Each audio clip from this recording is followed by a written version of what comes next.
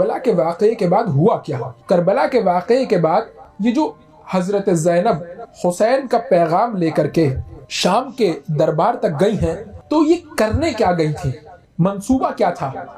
جب بھی آپ دو چیزوں کا مقابلہ کرتے ہیں تو ان دو چیزوں کے مقابلے کا معیار پہلے سے طے ہونا چاہیے۔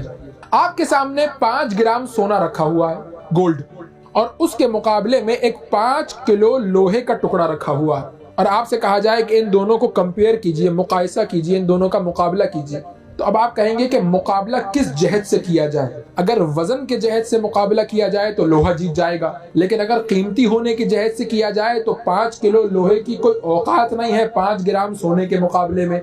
اب کربلا کے واقعے کے بعد ہوا کیا؟ کربلا کے واقعے کے بعد لوگوں کی نگاہوں میں، لوگوں کی دید میں، لوگوں کے مطابق جو معیار ہو گیا جیت اور ہار کا، وہ کیا تھا؟ وہ جیت اور ہار کا معیار یہ تھا کہ دیکھو کس نے کس کو مار دیا۔ اسی لیے لوگ کیا کہہ رہے تھے کہ یزید جیت گیا اور حسین ہار گئے، کیونکہ وہ جب مقابلہ کر رہے تھے یزید کا اور حسین کا تو دیکھ رہے تھے کہ وزن کس کی طرف زیادہ ہے، دیکھ رہے تھے کہ لوگ کس کی طرف زیادہ ہے، دیکھ رہے تھے کہ گھوڑے کس کے لشکر میں زیادہ ہے، دیکھ رہے تھے کہ انسان کس کے لشکر میں زیادہ ہے، دیکھ رہے تھے کہ تلواریں کہاں زیادہ ہیں، دیکھ رہے تھے کہ نیزے کہاں زیادہ ہے، دیکھ رہے تھے کہ تیر کہاں زیادہ ہے۔ تو وزن کے اعتبار سے اور تعداد کے اعتبار سے اور بڑے لشکر ہونے کے اعتبار سے تو یزید کا لشکر بڑا تھا، اور مار دینے کے اعتبار سے بھی اس لشکر والوں نے اس لشکر کے تمام تر مردوں کو قتل کر دیا تھا۔ اس لیے لوگ جس معیار کے تحت کربلا کو پرکھ رہے تھے وہ معیار کیا تھا؟ وہ معیار یہ تھا کہ دیکھو کس کا لشکر بڑا ہے اور کس نے کس کو مار دیا اور کس نے کس کی ناموس کو اسیر کر لیا۔ تو جس نے مار دیا وہ جیت گیا، جس نے اسیر کر لیا وہ جیت گیا، جس کا لشکر بڑا ہے وہ جیت گیا۔ لیکن زینب کبریٰ جو پیغام لے کر کے دربار شام تک پہنچی ہے، وہ پیغام کیا ہے کہ اس جنگ کے معیار کو تبدیل کرو۔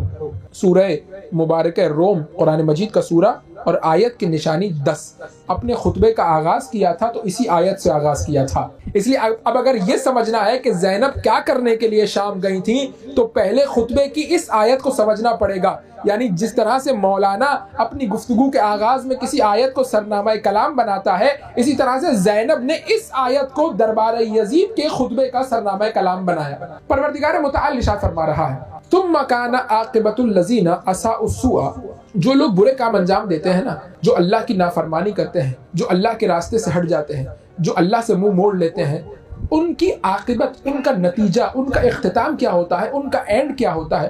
ان کذبوا بآیات اللہ، کہ وہ اللہ کی آیتوں کا انکار کرتے ہیں، وَقَانُوا بِهَا يَسْتَهْزِئُونَ، اور وہ اللہ کی آیتوں کا مذاق اڑاتے ہیں۔ اب حضرت زینب نے اس آیت کو وہاں یزید کے دربار میں الحمدللہ رب العالمین اور رسول اور آل رسول پر صلوات بھیجنے کے بعد حضرت زینب نے اس آیت سے اپنے کلام کا آغاز کیا۔ بی بی کہنا کیا چاہتی تھی؟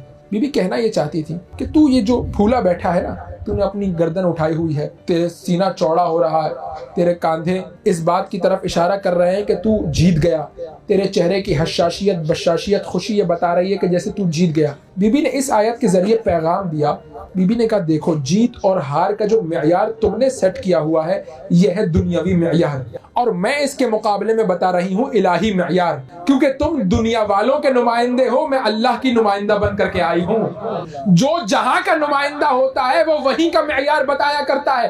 تم دنیا والوں کے نمائندے ہو اس لیے تم تلواروں کی کثرت کو جیت سمجھ رہے ہو، تم دنیا والوں کے نمائندے ہو اس لیے تم لشکر کے زیادہ ہونے کو معیار فتح تصور کر رہے ہو، تم گھوڑوں کی کثرت کو، انسانوں کی کثرت کو فتح اور جیت کا معیار اور اسٹینڈرڈ سمجھ رہے ہو، لیکن زینب الہی معیار بتاتی ہے۔ قرآن کے نزدیک جیت اور ہار کا معیار کیا ہے؟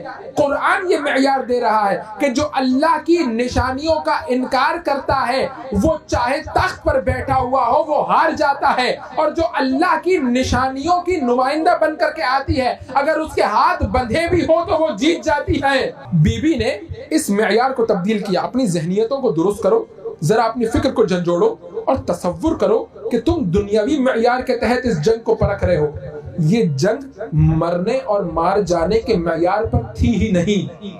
اس جنگ کا معیار یہ تھا کہ کون محمد کا نام بچا لے اور کون محمد کا نام مٹا لے. تو تخت پر بیٹھا ہے لیکن ہوتی ہوئی اذان یہ بتا رہی ہے کہ میرا بھائی مر گیا لیکن میرا بھائی جیت گیا. تو تخت پر بیٹھے ہوئے بھی ہار گیا. کیوں؟ کیونکہ تو مصطفیٰ کا نام مٹانا چاہتا تھا, میرا بھائی مصطفیٰ کا نام بچانا چاہتا تھا. تو تخت پر بیٹھا رہا, میرے بھائی کی گردن کٹ گئی, لیکن تو تخت پر بیٹھ کر کے ہار گیا, میرا بھائی گردن کٹا کر کے جیت گیا. کیوں؟ کیونکہ تو بھی مجبور ہے کہ میرے بھتیجے سید سجاد کے کلام کو روکنے کے لیے اذان دلوا, اور اذان میں اس کا تذکرہ کر کے جس کے نام کو تو خود مٹانا چاہتا تھا. اس معیار کو تبدیل کر کے بیان کیا کہ معیار کیا ہے؟ تو تخت پر بیٹھا ہے لیکن تو اللہ کی نشانیوں کا مذاق اڑا رہا ہے, تو اللہ کی نشانیوں کا انکار کر رہا ہے. تو تخت پر بیٹھ کر کے ہار گیا, ہم گردن کٹوا کر کے جیت گئے.